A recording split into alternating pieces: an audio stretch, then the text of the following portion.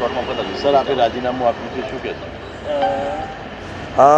રાજ્ય સરકારમાં મેં 1985થી એક ક્લાર્ક તરીકેની કારકિર્દીની શરૂઆત કરેલી અને અહીંયા આઈજી સુધી પહોંચતા લગભગ મારા રાજ્ય સરકાર સાથે 42 વર્ષ જેટલો સમયગાળો મારો ગયો છે અને અત્યાર સુધી રાજ્ય સરકારમાં 8 જેટલી કેડરમાં જુદી જુદી કેડરમાં મેં ફરજો બજાવી છે અને એ ફરજો દરમિયાન સરકારશ્રી સાથે ખૂબ સારા અને સુમેળભર્યા વાતાવરણમાં મેં ફરજો બજાવી અને એ બદલ પણ હું રાજ્ય સરકારનો પણ ખૂબ ખૂબ આભાર માનું છું.